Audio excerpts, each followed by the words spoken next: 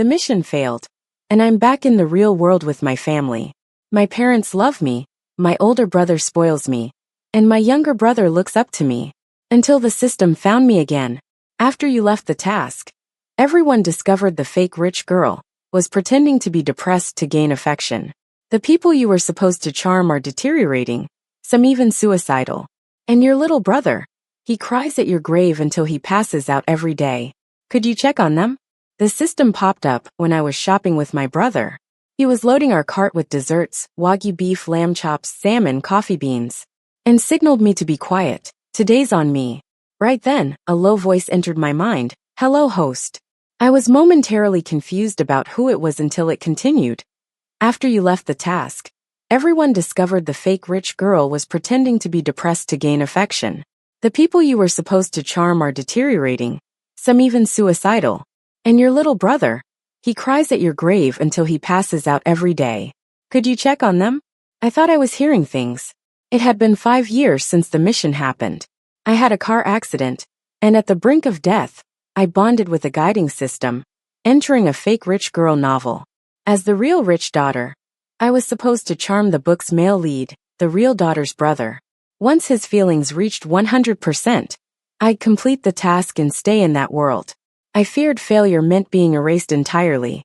Driven by desperation, I dove into the task. I figured that as long as I got along with the fake daughter and treated family genuinely, I should succeed. At first, it seemed to work. I didn't demand Clara, the fake daughter, leave the family. I avoided her traps, and the male lead Ken grew kinder towards me. The affection score quietly rose to 90. I thought I was close, but then it happened.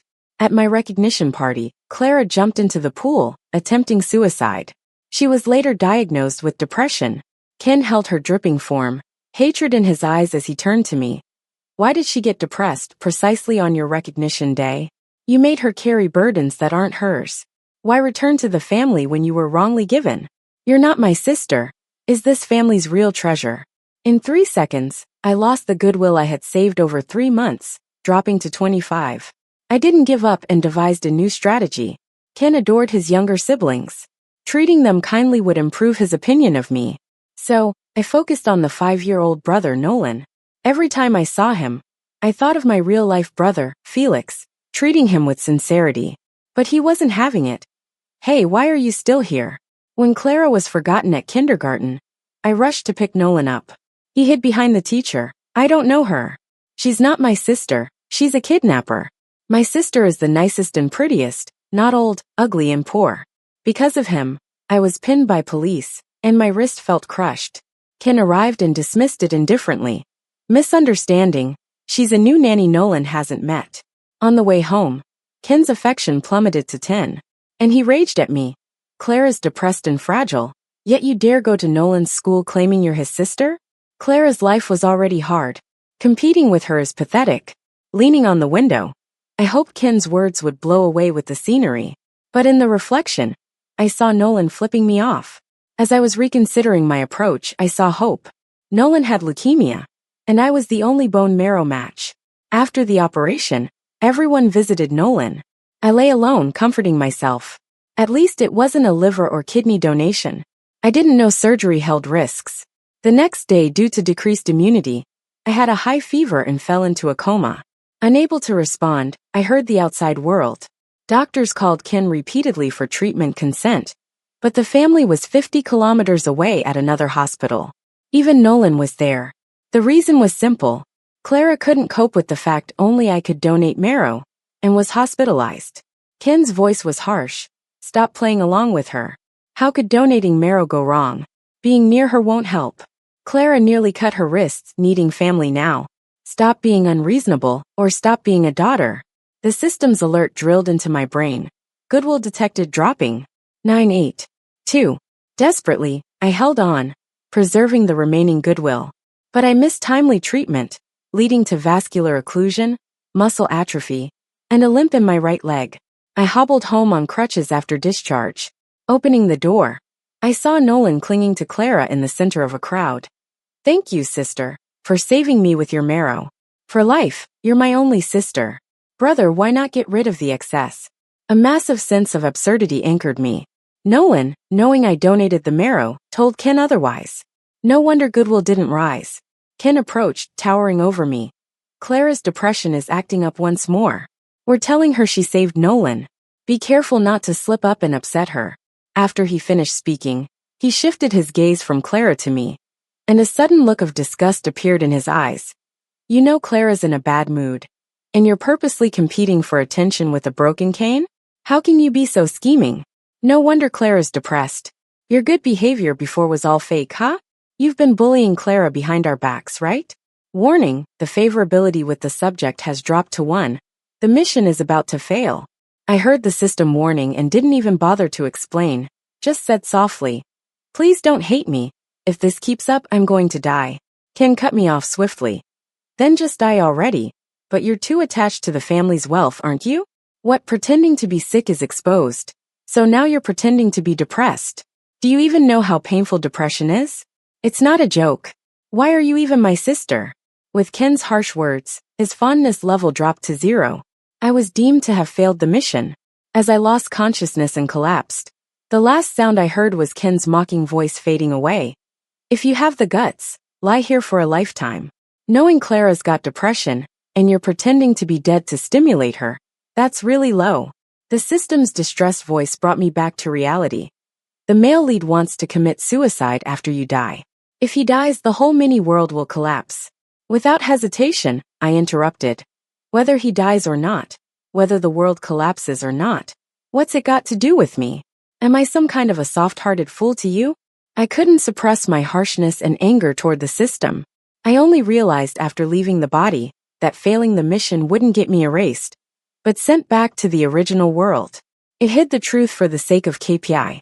The system paused for a moment before lowering its already quiet voice. Just stop the male lead from committing suicide, and we'll give you the ultimate reward. Get lost.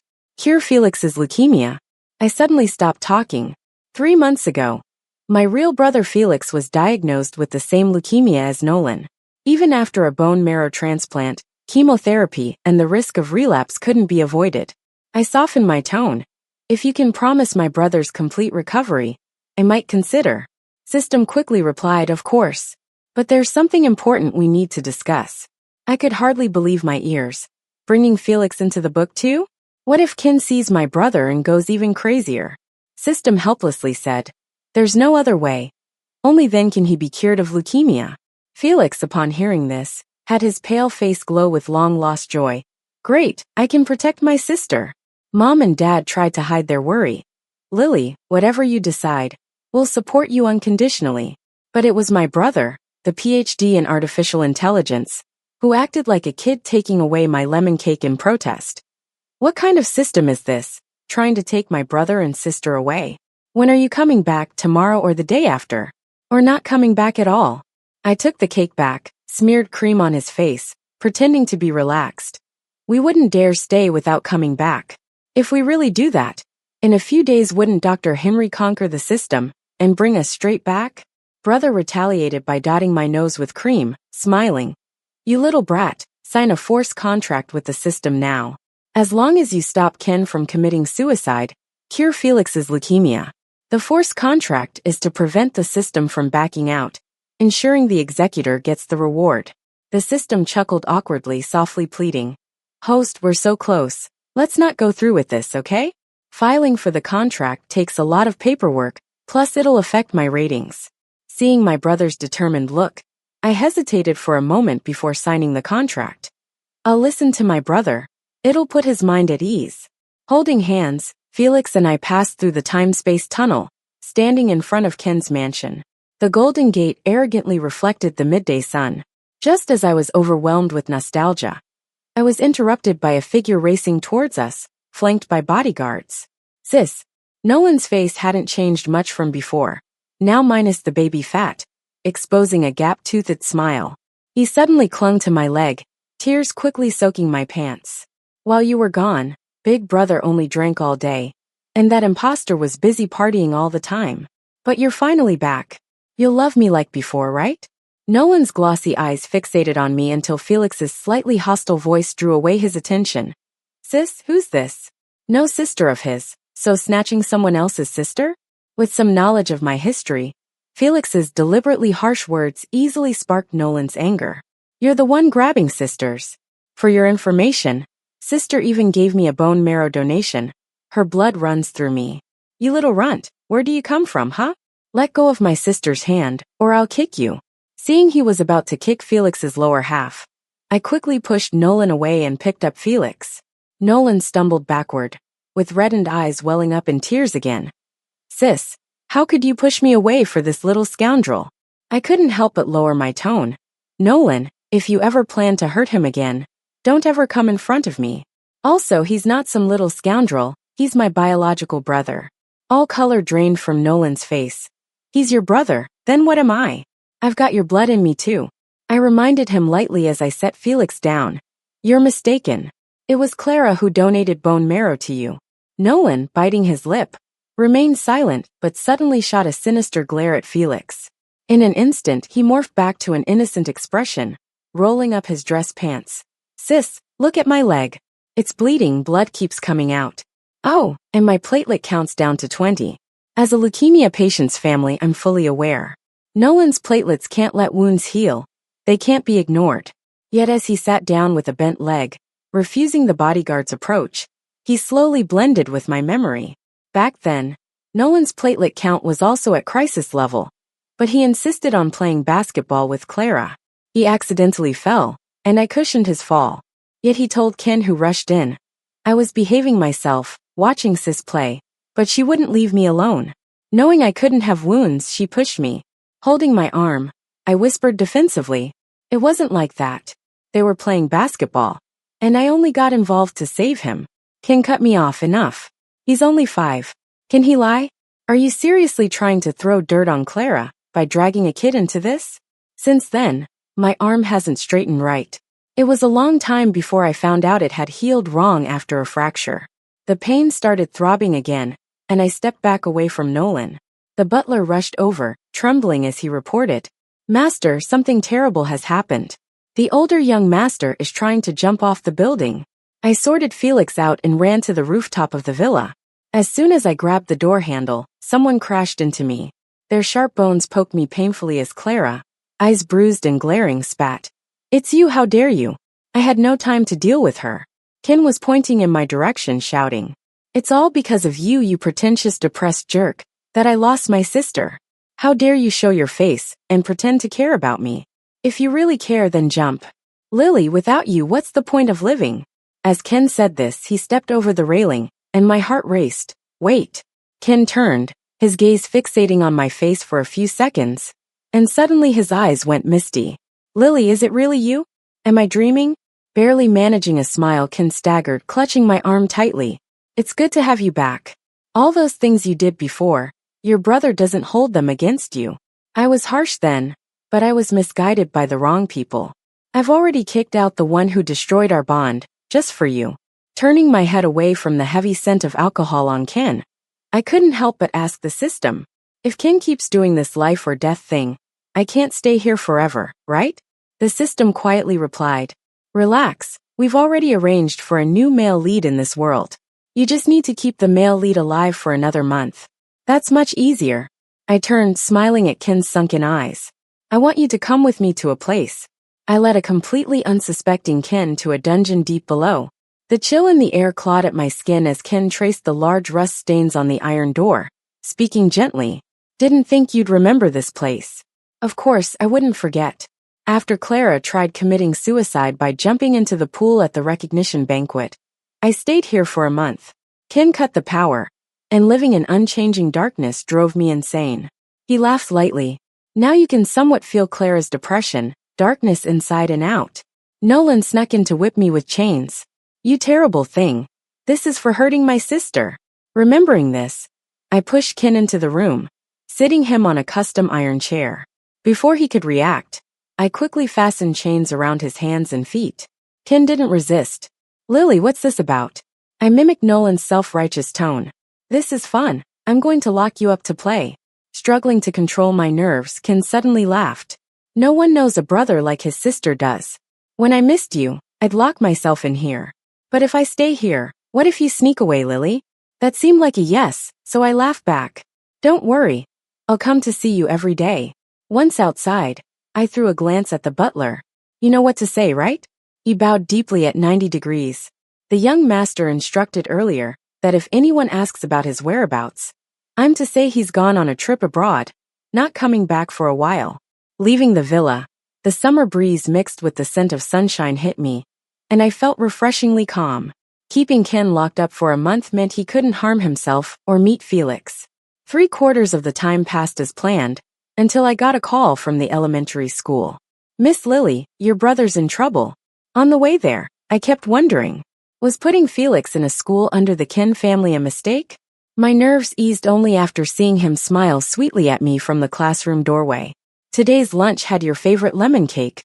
I saved it just for you. I teased him by tweaking his nose, then turned to the teacher. Who made the call? What's going on? The teacher hesitated, casting a glance at the neighboring classroom, from which Nolan's shrill voice rang out. What's this phony doing here? Didn't you hear the teacher say my real sister's picking me up? A book flew into the hall, and Clara, with tear-reddened eyes, rushed out to retrieve it, standing frozen when she saw me. Nolan followed, using his backpack to hit Clara on the head. Get lost and never show your face to me again. You've ruined my relationship with my sister, and now you've got her doting on that brat. You're both scum vermin poop. If only neither of you existed. Finishing, he noticed Clara's gaze fixated on me, his expression instantly changing to innocence as he ran over. Sis, you finally came for me. I've been so good lately, buying snacks and copying homework for your brother. Today, how about taking me home alone? I gently pushed away his hand as he reached for me.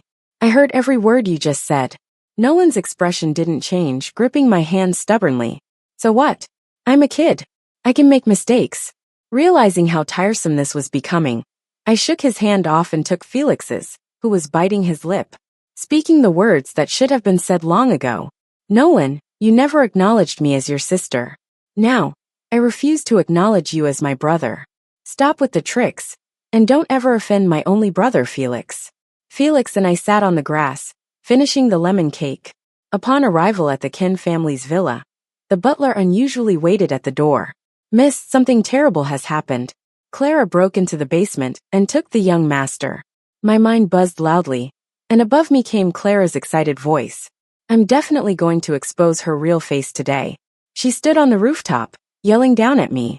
Hey, if you want to save Ken, get up here fast. By the time I reached there, Ken was bound and thrown near the roof's edge. Clara kept mock-kicking him, gritting her teeth fiercely. If I give him a little push, Ken's gonna fall and die. Didn't you keep saying he's like a brother you cherish? Aren't you gonna do something? I lowered my voice. What do you want me to do? Clara scoffed. Jump off right now, and I'll let him go. I quickly asked the system. If I jump and die, but Ken lives till the set time, can I still get the reward? Yeah, you could, but it's not a great idea. In the real world, you'd end up brain dead too. I hesitated for a bit, and Ken yelled, Lily, don't be stupid. If only one of us can live, I'd rather die for you. Clara leaned weakly on the railing, looking at Ken like a stranger. Look, I have long hair you like, and this white dress you love. I'm the one you care about the most, amn't I? Why are you ignoring me? Say something. While Clara was going crazy, shaking Ken, I edged closer with my heart in my throat. She suddenly dangled half of Ken's body off the edge, laughing hysterically. We promised to die on the same day, month and year. Since you chose to betray, let's die together now. Blood rushed to my head, and I shouted, Clara, why do you put all your love on Ken? There are other people who care about you. Clara stopped, wiping her tears repeatedly, glaring at me bitterly. What do you understand? Ken is the most important to me. If he hadn't saved me that rainy night, I'd be dead. Those words threw me into a whirl. Rainy night. Save you? But. I paused before speaking. But it was me who saved you that night. That day, Clara had a depressive episode and ran out in the storm. When I found her, some guys had her pinned against a dumpster, her white dress ripped. I barely remember driving them off. All I recall is getting slashed on my right arm and Clara fainting, though we got out relatively unharmed. Clara screamed, Liar! The one who saved me was my brother. He wore my favorite brown jacket, there's no mistake. I shouted to Ken, Say something. You even said I ruined Clara's favorite jacket, and made me kneel outside the store for 2 hours. I explained I grabbed the wrong one in a rush to find her. Ken shifted his gaze. It was so long ago, I can't recall. Anger caught in my throat. Lucky the brown jacket's still around. The long scar on the right arm remains. I rolled up my sleeve, showing the ugly scarring spider on my arm. See for yourself if it's a match. Clara's eyes widened as she pulled Ken back, lifting his sleeve. His arm was smooth. She collapsed into my arms, sobbing. This embrace, I remember it now. It was you, really you. What have I done? After Clara left, I turned to Ken. He'd already unchained himself, and came over with a smile. Lily, congratulations on passing my test. I'll never doubt you again. From now on, you're my beloved sister. Time flew to the last day, right on the Mid-Autumn Festival. I planned to do nothing, waiting with Felix until midnight. But Ken invited me early to a banquet. He said there'd be a special surprise. I was ready to refuse when his determined gaze changed my mind. The banquet was full of fancily dressed people. Felix and I were finding some quiet in a corner, but Nolan found us. He eyed my casual clothes, blurting, "Sis, didn't you wear the dress Ken got you? That's just poor." He stopped, thrusting something into my hands. "Anyway, here's my mid-autumn gift for you." He gave a few exaggerated blinks, and I glanced at the rabbit lantern, realizing his intent. I made a rabbit lantern for Nolan once. Bamboo frame, tissue paper, and child-safe light strings. After more than 50 failures, my bones aching from it all, I crafted the prettiest one. I presented it, hands bloodied, hoping he'd like it. He gave it a glance, stomped on it while I was there. He wiped his hands with a wet wipe, sneering. "What's this cheap junk? Touching it makes my skin crawl, just like you. Did you dig it out from the trash to make me sick?" His high-end leather shoe crushed my hand as I reached for the lantern. In front of me, he flashed another lantern. "My sister gave me this. You're a toad, she's a swan. I'll never want anything from you." With those memories, I coldly tossed the lantern back at Nolan. "No, take it away." The light in his eyes dimmed instantly. Yet he stubbornly held the lantern out, like he would forever if I didn't accept. The lantern fell, getting crushed under Felix's returning step. Nolan burst out. "You did that on purpose. Jealous of my cool lantern?" Felix replied, lantern in his left hand shaking, catching Nolan's eye. "No, I didn't see it roll over." Nolan grabbed at it. "How can you have my sister's lantern? Give it here." Felix clutched it, refusing. "No way, it's a gift. I'll pay you for yours." Nolan scoffed. "Like I'd need money as you do? I'll give you whatever I command you to give, no room for you to say no. Got it?" Hearing this, I couldn't help but hug Felix tightly. "It's okay, leave this to your big sis." I patted his head and glanced at Nolan with his familiar overpowering look. I finally said what I'd been holding back for so long. "If young Master Ken insists my brother compensates, I'll compensate you with an LV lantern. Also, there's no way I'd want anything from you in this lifetime." His face turned pale as paper instantly. Ken popped up from God knows where, breaking the awkward silence. "What are you guys talking about? You seem to have fun." No one replied, so he turned to me, showing an open red velvet box in his palm. "This is my first surprise gift for you." A violet flower ring sat quietly inside, valuable purple jade reflecting the dazzling lights painfully in my eyes. The 3 custom rings symbolized the eternal bond of the Ken siblings. Back then, I was so focused on wooing Ken, I didn't even think about the ring. At a party, I found one by my foot and planned to ask who lost it. Ken suddenly grabbed my wrist. His voice wasn't loud, but it drew everyone's eyes to me. "I'm so disappointed in you. Knowing Clara's depressed, how could you steal her ring and trigger her? You've returned to Ken family, why isn't it enough? Are you willing to steal for more?" "What's that? You say you didn't steal? Clara loves this ring, how could she lose it?" "Don't waste your breath denying it, thief." Ken's voice pulled my thoughts back. "Even if you shouldn't have stolen the ring then, it means you must really like it to do so. Today I formally give it to you. From now on, don't steal what you like, just tell me and you'll have it." Felix's frail shoulders heaved sharply, a sign he was about to stand up for me. I quickly pulled his hand, signaling him not to make a scene before going home. Ken's admirers started gathering around. I felt like I was back then, branded a thief, pointed at and judged. Ignoring the humiliation, Clara's clear voice rang through. I purposely dropped it to frame her back then. With her hair cut short and sharp, she walked over, hand out to me. Lily, I'm sorry. I shook her hand back. Ken's face clouded like a storm as he said in a low voice. Think you'll sow discord between me and my sister by embarrassing me in public? Get lost if you're faking depression. Then he turned to me, back to his gentle and noble demeanor. Let's not talk about the past. I'll have the butler send the ring to your room. You'll like the next gift even more. Ken walked up to the stage with long strides, holding a mic. Today's my sister Lily's recognition banquet. Here I introduce Ken family's dearest to everyone. With your blessings, we'll always be family, never apart. Looking at Ken beckoning me to the stage, I felt at the wrong place at the wrong time. As smart as he is, does he really not know? Some things, once missed when you wanted them the most, don't matter anymore. But with an hour till midnight, afraid Ken might suspect, I was about to go up and speak casually. Suddenly, a choice popped in my mind. Do you choose to stay? Yes. Default option. Deny Ken publicly and leave this world. I asked the system in shock. What's going on? The system murmured. Ken's the protagonist here. It's not surprising he has some privileges. I just wanted my real family, stuck there not knowing what to do. A spotlight suddenly shone, along with Ken's cheerful voice. My sister's too shy to come on stage. Host, you see how Ken cares for you, maybe stay? I ignored the system. I endured with impatience till the last 5 minutes, grabbed the mic and denied. I'm not some heiress, I'm Lily. Yet the choice remained fixed on staying in this world. I sternly asked the system, I've denied it publicly, why won't it work? It hesitated and said, because Ken thinks you're just angry. It doesn't count as denial. Host, you know Ken's heart's already breaking, maybe just stay? It said it so lightly, but I realized it instantly. Past offenses and this denial. Ken never truly heard me, he just assumed. Others ignored me following Ken's lead. So I snatched a bottle, smashed it on the mic hard. The sharp blast finally caught everyone's attention. The clock ticked 0, 5x, and it pointed straight at midnight. Felix's leukemia healed. The burden lifted, I felt lighter.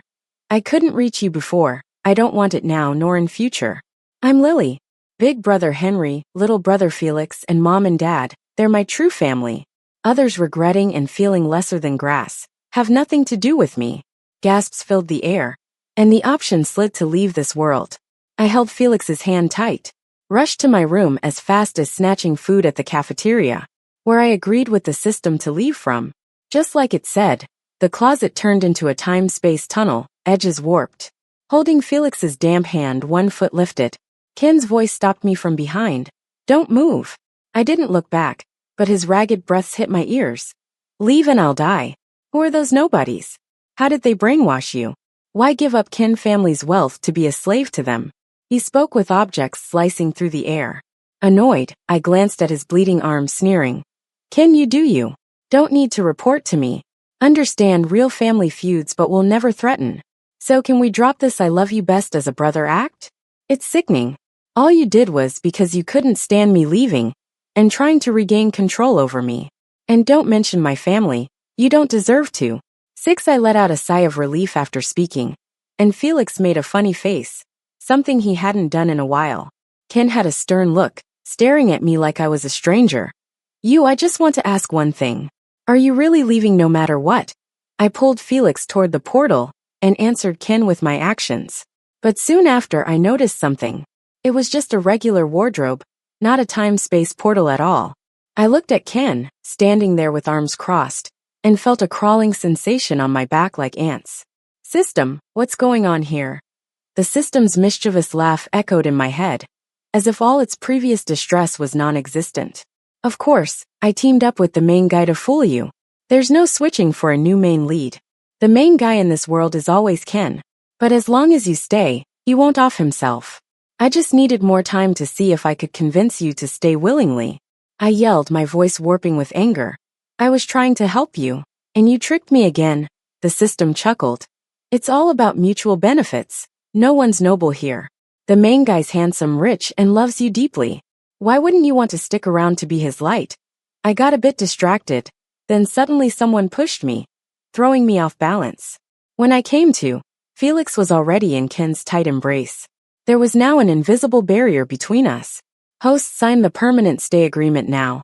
Its smug voice echoed louder and louder in my head. Clara suddenly appeared behind Ken, pressing a dagger to his neck. She gave me a smile that said, "Here we go. Helping you out this time cancels out that rainy day debt." She really came to help as promised. I nodded gratefully and threatened the system coldly. "Let Felix and me go, or I'll kill Ken and destroy your world." The system made panicked static noises, and Ken shouted first, "You can't let them go, or I'll off myself and destroy your world." The system kept crashing and rebooting, and after a while, a sinister electronic voice rang out. "I've got it. Kill this child. She's responsible for her brother's death, and the Fong family will never forgive her. She'd have to rely on the family's love to survive." I slammed against the invisible wall in desperation. Nobody touches my brother. But suddenly Nolan appeared, raising a fruit knife aimed at Felix's heart. As I screamed for Felix to run, someone landed grandly from above, kicking Nolan's knife away. "You think you can harm my brother?" Seeing his face, my nose tingled, bro. My brother turned his head, his neck cracking, his eyes red and pained. "I'm here. Sorry I broke in too late." I shook my head vigorously, and Ken roared, "She's calling me bro." Why the reply? I'm the brother here. Come on. She'll call me brother if I share half my stock. But no one cared what he said anymore. My brother held Felix and me by our hands, ready to walk into the portal when the unexpected happened. Ken willingly walked into the knife, piercing half his neck. Blood gushed out as the ground shook violently. Stuff from the table crashed to the floor, and the time portal began to collapse. I clung to my brother's hand in fear, and he squeezed it back, taking out his notebook to rapidly type away on the keyboard. After a while he chuckled, "All solved." He nodded towards Ken. I tricked that evil system into his body and synced it with his sensory nerves. It should now feel pain 1,000,000 times over. I also programmed it to choose a new host only when Ken dies and Nolan grows up. The system hissed, "Tisk, it's only a few years. I can execute your new command in no time. My life is nearly eternal. This time's a mere drop." My brother sneered, "Haven't you noticed? Ken's actions caused the world to crumble, leaving this room untouched. And this room's frozen in time, eternally at that second before Ken's death. So yes, the main lead will always be Ken." I didn't quite understand it all, but I knew they'd be stuck here forever. I looked at Clara. "What about you?" Clara shrugged. "I'll stay and watch these lunatics for you. I've wronged you so much before, got to atone somehow. Else in my next life, I'd need to pay back by being your servant." With my brother's repair work, the collapsed portal restored quickly. We held hands and stepped inside. We left behind Ken's pleas, Nolan's cries, and the system's screams. Standing at the familiar street corner, I felt dazed, like I'd been away for ages. No wonder when Felix and I left, cicadas were buzzing everywhere. Now their song was gone. Thankfully, the hated memories vanished with the past summer. Fall, symbolizing reunion, was arriving just in time. My brother raised his arms. "Let's hit the grocery store. My treat today." The end.